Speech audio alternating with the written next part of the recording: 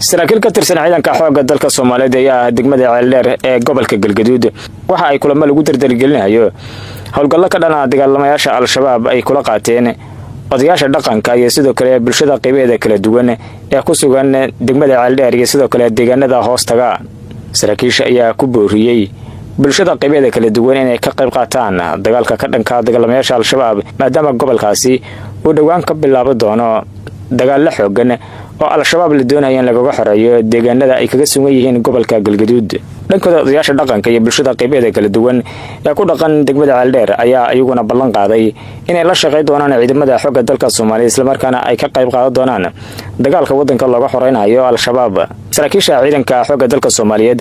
ayaa dadka deegaanka uga mahadceliyay sida ay wada shaqeynayaan ciidamada dawladda federaalka Soomaaliya isla markaana ay la soo wadaagaan xogaha kala duwan ee ku saabsan Al-Shabaab iyagoona ballan qaaday in Al-Shabaab ay ka xoreey doonaan meel kasta ay kaga sugan yihiin gobolka Galgaduud. kulamadan saraakiisha ciidanka xoogga dalka Soomaaliyeed ay la qaadanayaan odayaasha dhaqanka iyo bulshada qaybaheeda kala duwan ee ku sugan gobolka Galgaduud ayaa waxa uu ku soo aadayaa iyadoo dhammaanba deegaano fara badan oo ka tirsan gobolka Galgaduud iyo sidoo kale gobolka Hiiraan oo iminka ka socdo abaabul ka dhan ah dagaalamayaasha Al-Shabaab kaas oo la doonayo in laga xoreeyo degmooyinka ay dhawaan la wareegeen